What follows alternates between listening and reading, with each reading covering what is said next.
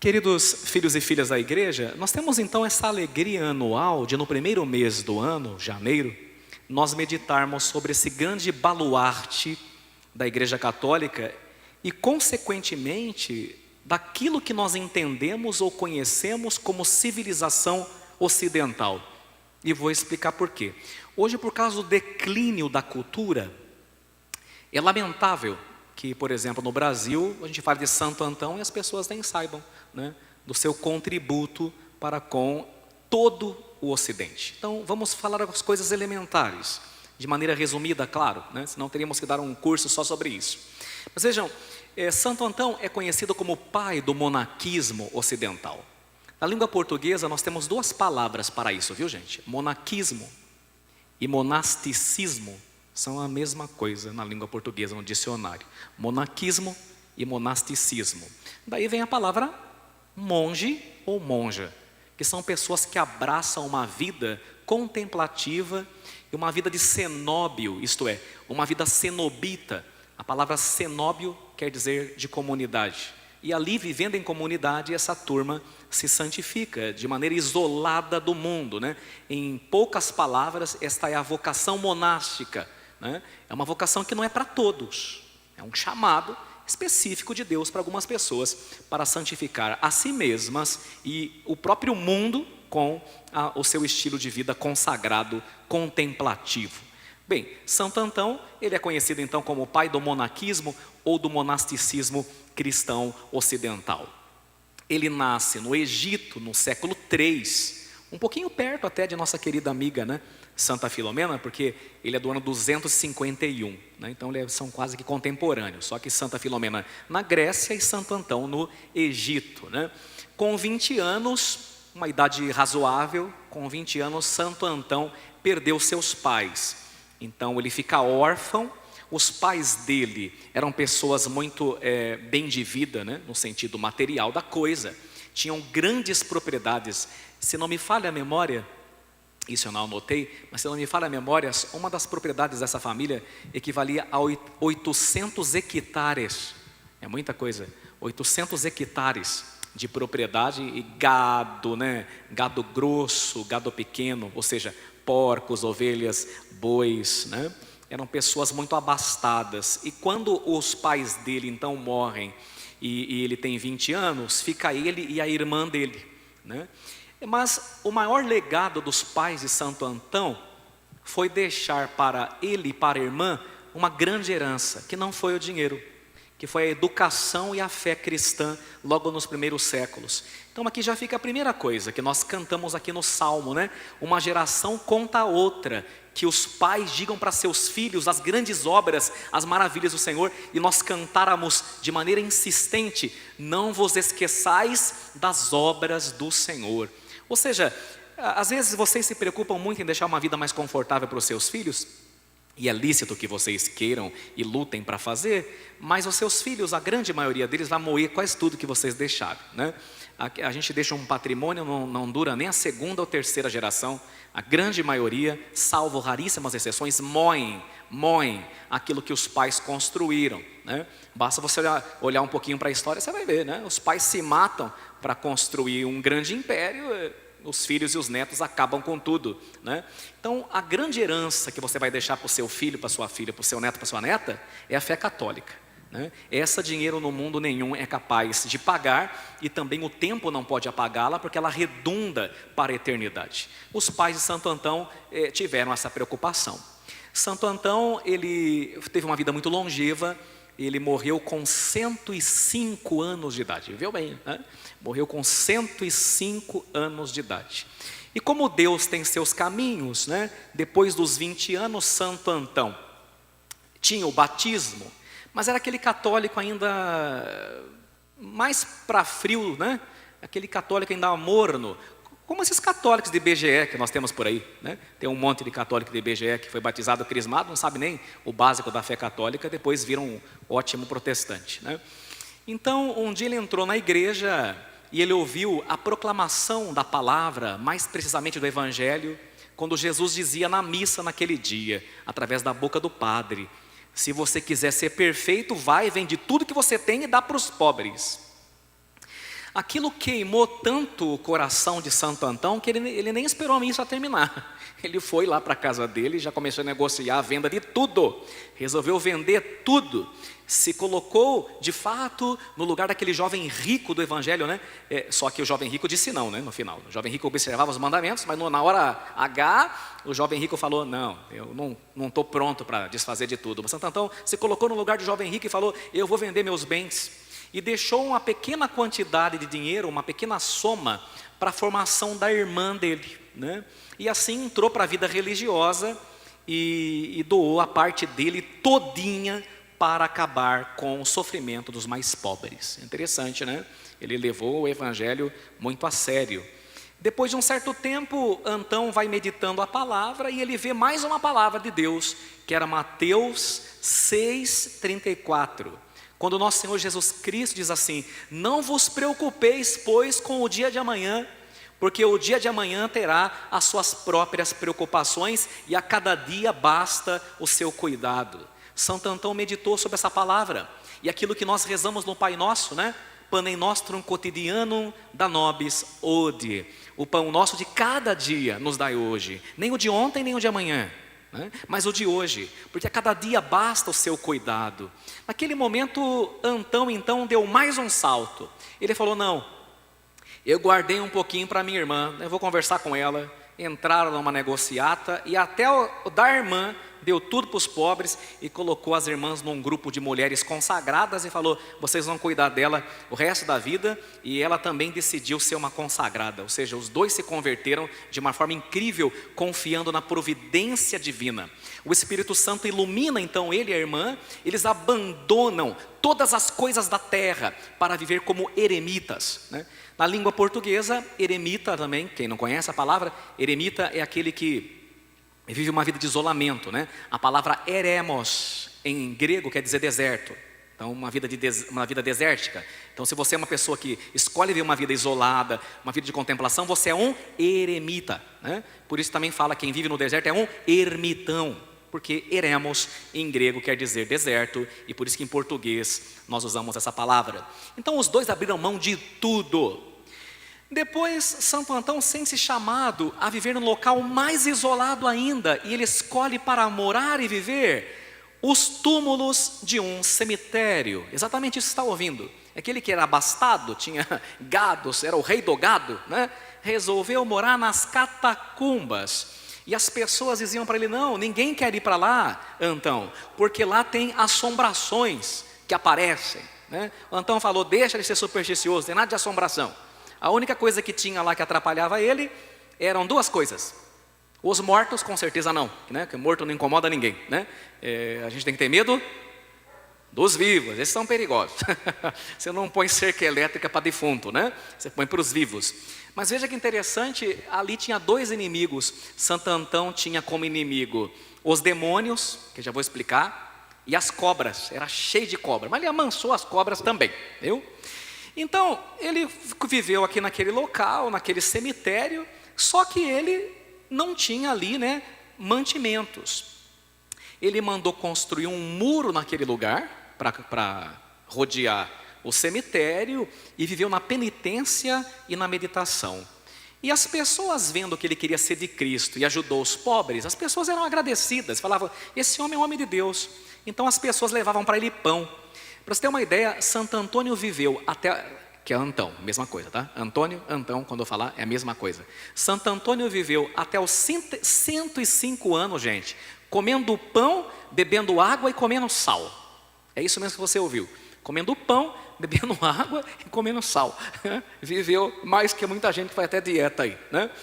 E a turma levava pão e jogava por detrás do muro do cemitério para Santo Antão comer, porque ele havia confiado na providência divina que jamais falhava. Então aqui nós temos mais uma coisa. Nosso Senhor Jesus Cristo falou no Evangelho, nem só de pão vive o homem, mas de toda a palavra que sai da boca de Deus. Então quantas vezes nós não confiamos na providência divina, né?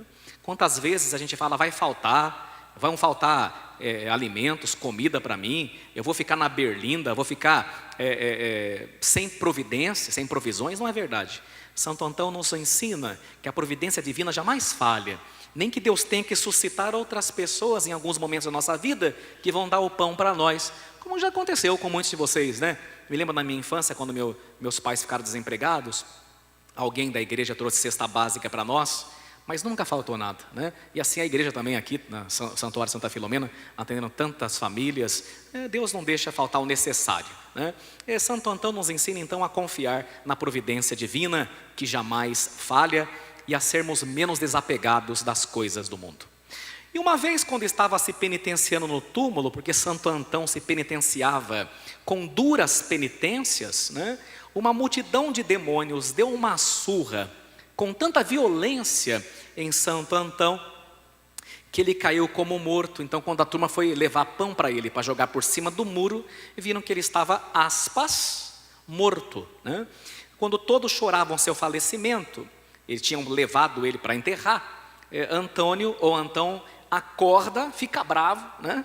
E fala que é para levar de volta ele no cemitério, porque ele não tinha terminado ainda a sua vida de penitência e de serviço a Deus. E apesar de toda a dor que ele havia sentido, porque os demônios bateram nele até ter contusões e sangrar, ele desafiava os demônios para que viessem lutar com ele uma vez mais. Os demônios então lhe apareceram sob a forma de diferentes feras que dilaceravam, isso é, rasgavam seu corpo a dentadas, chifradas e unhadas. Então você acha que sofre, né? Às vezes você e eu, nós achamos que sofremos nada, né? Os demônios rasgavam a carne dele com chifradas, unhadas e dentadas, com dentes de fera. E ele ficou ali lutando, né, com esses demônios. Tem até uma obra de arte, depois quem quiser pesquisar no Google, Santo Antão atacado pelos demônios, você vai ver, você tem que ter um pouquinho de estômago, que dá um pouco de medo, viu? Depois de terminar a missa, você faz a pesquisa, que agora não pode, que é pecado. Mas depois você vê, Santo Antão atacado pelos demônios. Você vai ver como que eram as feras, como os demônios viravam monstros para atacá-los. E ele ficou ali lutando, quase até a morte. Quase até a morte. Quando de repente apareceu uma claridade como o sol do meio-dia, uma claridade admirável, e como os demônios são das trevas, na hora que aquela luz chegou, os demônios bateram em retirada em grito. E naquele momento em que essa luz apareceu, como já cantava Roberto, essa luz, é claro, que é Jesus, né? E imediatamente as chagas de Antão foram cicatrizadas, como as de Santa Filomena, lembra? Depois que ela foi chicoteada lá na cela. Ele percebeu então, reconhecendo que era Cristo que estava ali, Santo Antão olhou para ele naquele globo de luz e falou para ele: onde o senhor estava, bom Jesus? Onde estava? O senhor estava aqui desde o começo? Não estavas aqui desde o início para me socorrer e curar as minhas feridas? E o Senhor Jesus respondeu: sim, Antônio, eu estava aqui desde o começo. Mas então por que o senhor não fez nada? Antão perguntou: deixou eu apanhar tudo isso? Jesus respondeu: eu gosto de ver o jeito que você luta. Olha que interessante. Jesus poderia intervir, acabar com aquilo, mas deixou Antão apanhar e disse: eu gosto de ver o jeito com que você luta. E como você lutou com vigor, tornarei seu nome célebre por todo o universo. Jesus disse para ele, e aconteceu, né? Estamos aqui rezando Santo Antão, 2000 anos depois, né? Tornarei seu nome célebre por todo o universo. Aqui nós temos uma terceira lição, infelizmente não posso contar tudo, né? Vou falar só o básico, mas aqui uma terceira lição, guarde isso: Deus gosta de ver seus filhos lutando. Há alguns pecados que você pede que Deus te livre, e eu te digo, Deus não vai te livrar de algumas fraquezas. Lembra quando o apóstolo São Paulo disse assim para o Senhor, e está na Bíblia: roguei ao Senhor 3 vezes que me tirasse o espinho da carne, com o qual Satanás me esbofeteava até eu cair no chão. Mas Jesus Cristo olhou para mim e disse: basta-te a minha graça, porque é na tua fraqueza que a minha força se manifesta. Queridos filhos, isso aqui infelizmente nem todo mundo vai entender, mas é meu dever explicar. Há algumas fraquezas que você vai vencer no estalar de dedos assim, ó. Deus vai, como diz o povo, tirar com a mão, mas tem outras que não. Por quê? Se Deus tira, você para de lutar, você vai ladeira abaixo. E assim como no mundo da academia, do exercício físico, nós aprendemos no pain, no gain. sem dor não há ganho, no mundo espiritual também. Então veja, sem luta não há glória, sem glória não há vitória, e sem vitória não há coroa. Santo Agostinho, né? Por isso que Santa Filomena está com diadema, né? Uma tiara ou uma coroa. Na língua portuguesa, diadema, tiara, coroa é a mesma coisa, né? Por que ela está coroada de realeza? Olha que interessante, porque ela lutou até a morte. Está entendendo? Então, para alguns dos senhores, caso não tenha ficado claro, eu vou ser mais claro. Caso não tenha ficado claro, para alguns dos senhores será ser um mulherengo. Você não vai poder ver um rabo de saia que você, casado, vai ficar perseguindo os rabos de saia pela rua. Você vai ter que lutar contra, filho. Ah, é porque Deus não me tira, que eu já me casei, estou contente com a minha mulher, mas ainda continuo perseguido. Quando eu vejo, eu estou indo. Porque você é um fraco que não luta. É isso, está entendendo? Para alguns de vocês, a inclinação à homossexualidade, que Deus pode tirar assim, ó, mas não vai. Para a maioria de vocês não vai, porque Deus quer ver você lutando por uma vida casta, lutando por uma vida de santidade, lutando por uma vida de glória. Ou será que você não entendeu que a vida não é ladeira abaixo? A vida é montanha acima, meu filho. Não é na banguela, não. E para subir você tem que fazer exercício, né? Então às vezes a fidelidade para você vai custar, a castidade para você vai custar. E como já dizia Santa Teresa d'Ávila, sempre digo isso, é justo que custe muito aquilo que muito vale, né? Ah, mas é difícil, né? Às vezes eu escuto algumas pessoas falando assim, ah, mas ninguém faz. Mas você não é todo mundo, como dizia sua mãe. Você não é todo mundo, né? Mas ninguém faz. Isso não é desculpa, né? Larga a mão da desculpa. Segue de fato uma vida de santidade. Porque o que está em jogo aqui é a salvação eterna. O que está em jogo aqui é a coroa da glória. Agora você quer que o mundo acabe em barranco, filho? Assim não dá, né? Então veja, esse homem apanhava dos demônios até ficar semi-morto. Você não chegou nesse grau de santidade ainda, e já acha que está difícil, porque não consegue segurar uma pornografia, não consegue segurar uma masturbação, não consegue segurar um rabo de saia, né? Não consegue segurar um dinheiro que passa pela sua mão na empresa e você desvia, porque você é sem vergonha. Você como tem coragem de comungar a Eucaristia, desviando o dinheiro do patrão? Existe, não estou inventando, não é? Então filho e filha, quer que o mundo acabe em barranco? É assim que você quer ir para o céu? Por muito menos você vende Jesus Cristo, por menos de 30 moedas de prata. Pelo menos Judas vendeu por 30 moedas de prata, e você que vende por nada, troco de nada, troco de banana. Então quando nós olhamos um Santo Antão, um São Coradars, um São Padre Pio, que é pertinho de nós aqui, na década de 40, que apanhava de Satanás, São Coradars está ali, né? Lá Santa Filomena ali, o demônio tacava fogo na cama dele. Ele fica cansado e depois não atender confissão e não rezar missa. Agora você, por muito menos, está entregando ouro. Como você quer ir para o céu desse jeito? Com essa moleza que você vive, com essa falta de renúncia que você vive, sem oração, não dá esmola, não faz jejum. Que raio de católico você é? É isso que está nos perguntando aqui a palavra hoje. Não sou eu que estou dizendo, é para mim também, um tapa na cara. Para eu aprender a criar vergonha na cara também. É para nós, é para mim, é para todos nós. A santidade se conquista com muita luta. Vem com a graça de Deus? É verdade, vem com a graça de Deus, mas você tem que fazer a sua parte. Tem que fazer a sua parte. Então, queridos filhos e filhas, o Santo Antão nos ensina também algumas coisas que para a maioria das pessoas estão no nível baixo. Então aí você vai ver que nível você está, aí é você com os seus botões, né? Quem está no nível baixo, Santo Antão diz que os demônios colocam obstáculos no caminho. Salmo 139, versículo 6. Salmo 139, versículo 6. Quais são os obstáculos? Maus pensamentos. Então quem está no nível baixo, maus pensamentos. Tem pensamento de traição, pensamento de adultério, pensamento de ficar com algo que não é teu, maus pensamentos. Pensamento de não ir à missa, pensamento de duvidar se Deus existe. Essa é a turminha que está no nível 0. Tá? Depois Santo Antão vai dizer que se você persevera diante dos maus pensamentos e não fica preocupado com essas armadilhas, elas são desbaratadas, desarmadas com oração, jejum e esmola. Oração, jejum e esmola. Tem gente que pensa que oração, jejum e esmola é só na quaresma. Só na quaresma. E olha lá, Se você perseverar, os pensamentos não têm mais poder sobre você. Ele não consegue enganar o seu coração. Então o que os demônios fazem? Eles vêm com prazeres abertamente impuros, que podem ser os prazeres da carne ou os prazeres da mesa. Escutou bem? Os prazeres da carne ou os prazeres da mesa. Esse é o segundo estágio. É quando o demônio vem com um cardápio para você, já mesmo ali com o cardápio da perdição de forma aberta. No começo são só pensamentos. No nível 2 de tentação, aí já são de fato ali uma coisa mais física, né? Bem, não conseguiu, terceiro estágio, quem está no nível 3. Então eles fingem aparições para aturdir o coração das pessoas, imitando mulheres, para homens, né? Para homens. Mulheres, bestas, répteis, corpos de grande estatura e hordas de guerreiros, muitas vezes. Para fazer o quê?